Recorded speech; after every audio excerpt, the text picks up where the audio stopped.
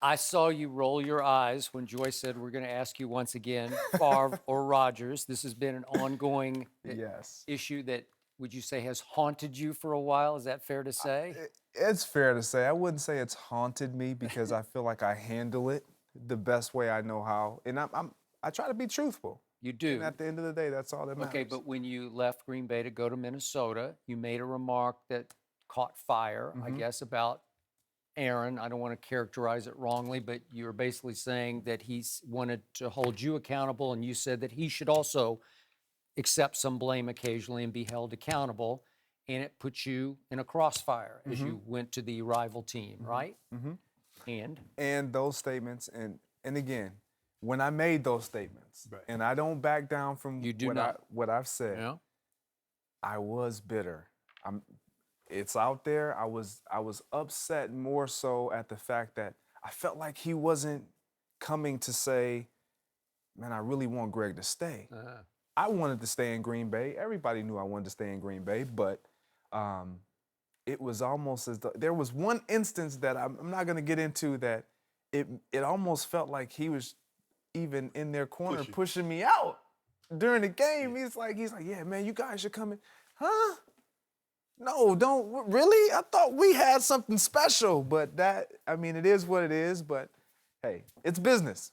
It's business. well, is that a quarterback who believes so strongly in himself that he doesn't really care who his receivers are? Is that possible? I do believe that. Yeah? I do believe that. And I said that last week to someone, and I think we saw this year, or I shouldn't say this year, last year, I think he found out that he needs a couple receivers. He needs one anyway. Exactly. Right? Jordy Nelson, exactly. right? Yeah. You had the luxury of playing with Favre and Aaron. You played with Favre. Did you play with Favre in Minnesota? No, I didn't play with yeah. So you have a very unique perspective, and this is why everybody asks you, because everybody doesn't have the luxury like a Jerry to go from Joe Montana to Steve Young. You went from Brett Favre to Aaron Rodgers, and so that's why everybody's asking who was the better quarterback. So if you got one game, you got 4 kids. hey, we taking the kids and mama. If you give me one to get mama and the kids back, who you got? Oh man, give me Aaron. Give me Aaron. Why? Give me Aaron. Just because the chemistry that we developed. Oh, you have no chemistry with Brett? I did. It was. He's a big Brett fan now. Don't get me I'm wrong. not a big Brett fan. Somebody has to defend him, and nobody else will. There's no reason to defend Brett. I mean, honestly, you can flip the coin, but you asked me to pick. Right. I'm picking Aaron. The chemistry we had, it was such an in sync deal where I knew what he was thinking. He knew what I was thinking. You know, when it came to Brett, we had a chemistry. It was more so, let me make sure I do what I need to do to make sure I'm getting the ball, make sure I'm appeasing him. Right. I'm living up to the standard of receiver that he's always been able to throw to. And we had a chemistry. He jump-started my career, but however, Aaron and I took it to another level. Right. I mean, we won a Super Bowl together. We had a lot of success. Who's easier to play with? Brett. Hands down, Brett. Because he takes ownership. He's more laid back. He's not as uptight.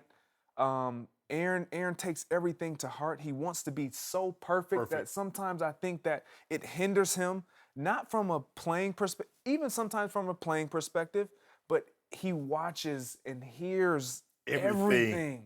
And he not only watches and hears, he listens to it.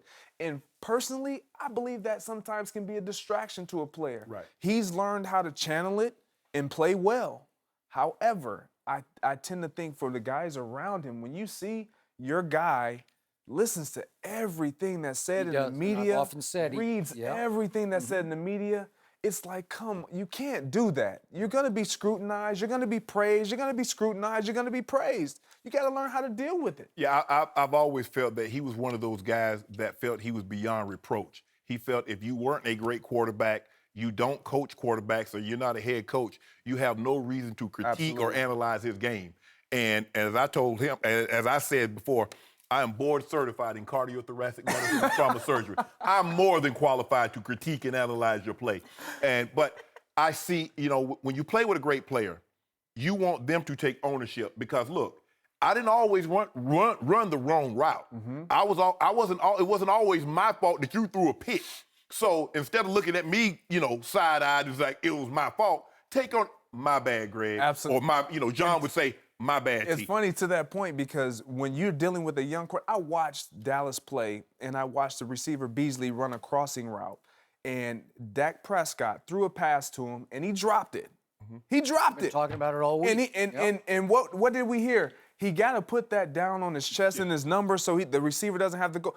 If he was 3-4 more years in the league and he's having tremendous success, that conversation now flips. The receiver got to make that play for his quarterback. Absolutely. And that's a quarterback starts to feel themselves when all of the pressure is on their receiver and none of it is aiming back at them. And I feel like that's what happens and that's what happened, I believe, with Aaron. He was so great, so soon, so quick that all the pressure now diverted from him to receivers. Yeah. And it was all, he's great, his receivers compliment him, not his receivers are great, and he compliments of his receivers. So it's a marriage. You can't have a successful marriage if the husband and wife aren't on the same page. I don't care who you are. One can feel like they're better than the other, but if you're not agreeing to disagree at times, but don't say it's not gonna work. Just don't say that. Say it out loud. We know where we stand in this relationship. Could Aaron Rodgers take it up one more level if he weren't so thin-skinned? Would that help his psyche and approach to game after game if he didn't take all that off the field stuff so seriously and to heart? You know what? I don't know. I think it actually helps him. It fuels him. It fuels him. I don't know too many players that can read and listen to everything that's said about them. And I mean, he'll remember your name as a writer.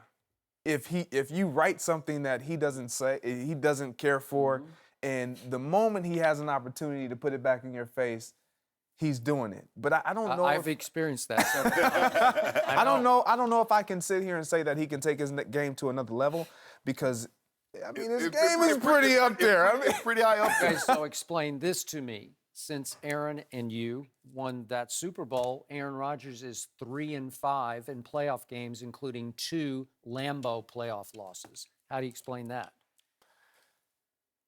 I mean, it's one of those things that, again, you can't put all the onus on him. It's a team game. But he does. He's like, it's all about him, right? Well, so he should take some of that blame for 5 playoff losses since the Super Bowl. I mean, I think when it comes to that, everyone takes the blame. I mean, your coaches are going to take the blame, but most importantly for me, players have to take the blame. I was a part of one of those. I was a part of one of those where we're 15-1. New York comes in and they beat us at home. There was no excuse. Everyone says, well, they had the week off and they were out of sync. No, you've played at an exceptional level all year. You have to carry that over into the playoffs. It doesn't matter what you've done in the regular season now. We see that take place more often than not. And so, I mean, it's more on the players to prepare and get themselves ready, but I can't put that solely on Aaron. Did you underestimate the Giants?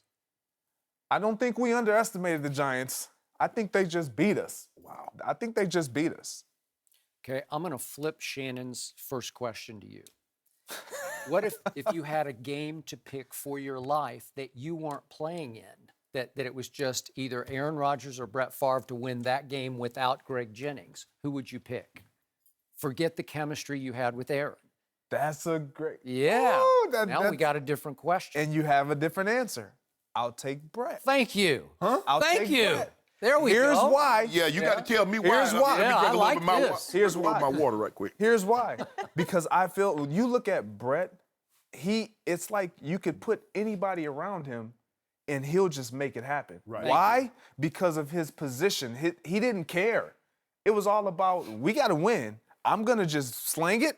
I expect you to catch it. Yeah. I don't care who you have around me. I mean, give me somebody that has some talent, but we're going to have success. That's his mindset. Aaron, I think he'll worry. He'll think and he'll believe. Obviously, he has the confidence to feel like, and the reason, and his statistics show for themselves that I can get it done without a name receiver. But last year tells me that he needs a little bit of help. Thank you. You have a response? But here's the thing, though. I look at Aaron and Brett like this. Rodgers averaged 1.6 INT. Brett is at 3.3. Oh. So he's giving you. So if you're an investor, I'm giving you. Drink my, I will give you the same. I'm gonna give you the same return with half the risk.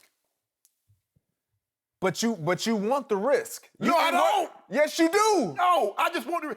You gonna give me the same return? No, you're not gonna give the same return. You want Apple? You want Enron stock? You're not gonna get the same return if I invest more and Brett doesn't throw that pick because he didn't always throw the pick. Yes, he has. No. He didn't always. He did every game. He didn't always just throw the pick. But what we saw every game was electric. It was. He It did was win. electric. Shannon, he won 13 playoff games. You can't sit here and tell me that you wouldn't ride with Brett. I'm an Aaron guy. All the arrogance I want. Hey, come on, Aaron. Look, your boy got you. I mean, I said the same. I was in the when the question was posed. Yeah. I'm playing. I said Aaron. Right. You give anybody else just an opportunity to play around those guys, Brett probably will. Shannon Sharpe. Yes. You know what gets me? What gets you? Honestly, I was never that big a Brett Favre fan, but he took such a beating because of the quick rise of Aaron Rodgers, who came sort of from nowhere because he fell in the draft. He was good at Cal, but he wasn't great at Cal. No. And you witnessed what happened. They had to rebuild him, his motion, his footwork, in those 3 years that he was forced to wait behind Brett. Was Brett the nicest big brother to him? No, because Brett's Brett. You know, like he wants to play, and this is his job, and he thought he was going to play until he was 50, and he tried, right? He played until he was 41. Well, if he could stop retiring every March, he would have played till he was But that's 50. the diva of Brett Favre. He wants them to be. He wanted to get courted, huh? He already in a marriage, but he wanted his wife to court him again.